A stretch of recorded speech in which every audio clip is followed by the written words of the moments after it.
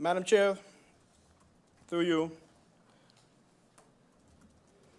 in the Ministers of TIAT's presentation, I was happy to hear the mention of the orange economy and all of the wonderful, great initiatives that is in the pipeline to encourage and stimulate this important economy. Here in St. Martin, I believe we're experiencing a rebirth of ideas, a rebirth of different marketing strategies. And as the Minister of TIAT stated, they have been using influencers to promote the island. And given the state that we're in, 2025, social media is a very powerful tool, right? No longer do you have to market through magazines and things of that nature, but a simple click on your phone, Facebook, WhatsApp, and you're able to reach millions and millions of followers with influence. And this is exactly what a lot of us in here have been championing. If I look in the back of me to my fellow MPs, I'm sure all of us have participated in this orange market throughout the years without maybe even knowing. We have ex-sports players, we have artists, you name it. I could name each MP, and they all participated in this economy. Now, I have been an advocate of local brand ambassadors, using our own to promote St. Martin.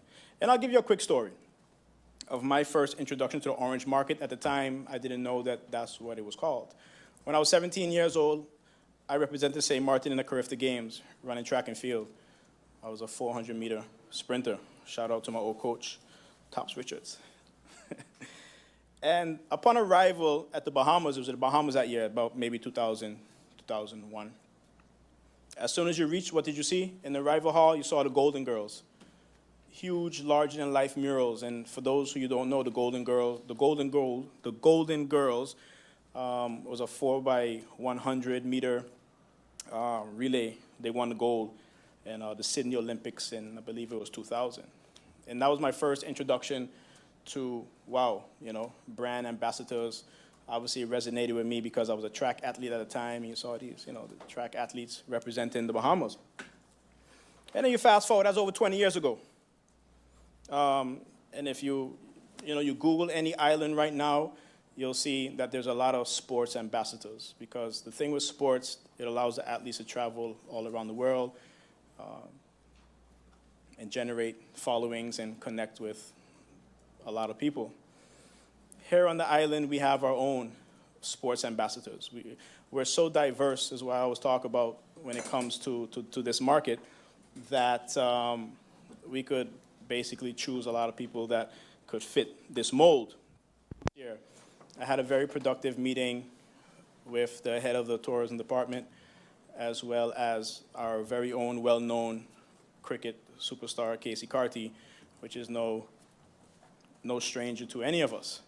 And in that meeting, we discussed the possibility and strategic ideas of how we could not only use him, but sports, influencers, the creative market in general, to promote St. Martin. And it was very fruitful, but at that time, it was just an idea that I was pushing, I was putting into the universe.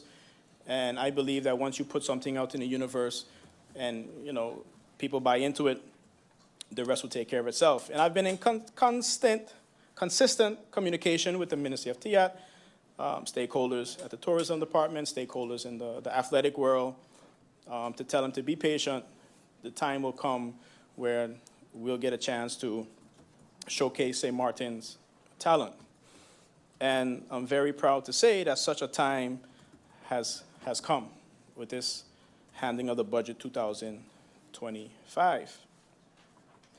I have an amendment to present to the members of Parliament, and that amendment includes reallocating funds from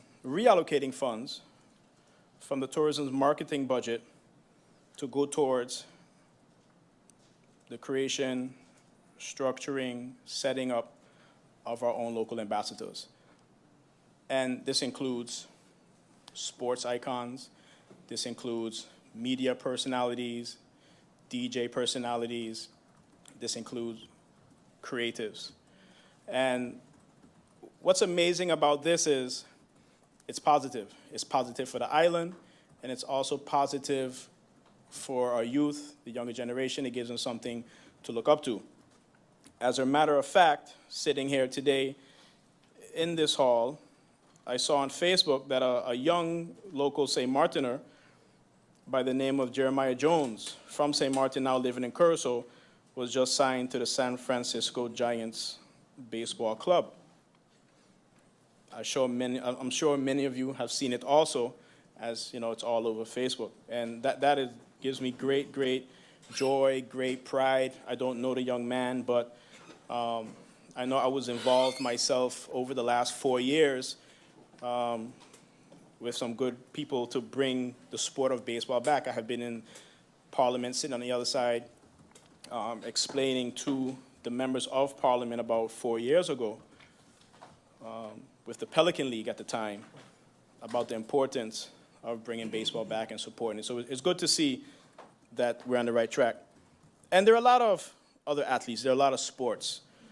So there's a lot of things that St. Martin could do with a project like this.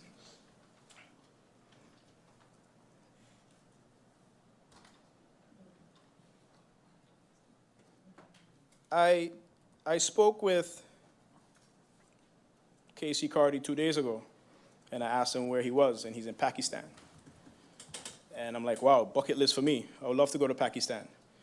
And I asked him, can you tell me within the last 3 to 6 months all the countries you visited?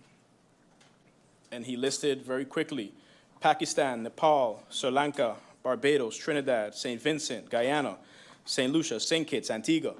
I'm sure he left out a few. Can you imagine him in Pakistan now where other athletes, they put on a St. Martin hat, a shirt, they do an interview, they do a live, they just promote the island. It doesn't necessarily have to be anything crazy, but their reach is immense. So that's just some of the magnitude that a program like this can encourage. So getting down to the crux of the matter, the nitty-gritty, the numbers. In the Minister of Tiat's presentation in the first round, she stated that there won't be much attention placed in the Latin American market due to financial constraints.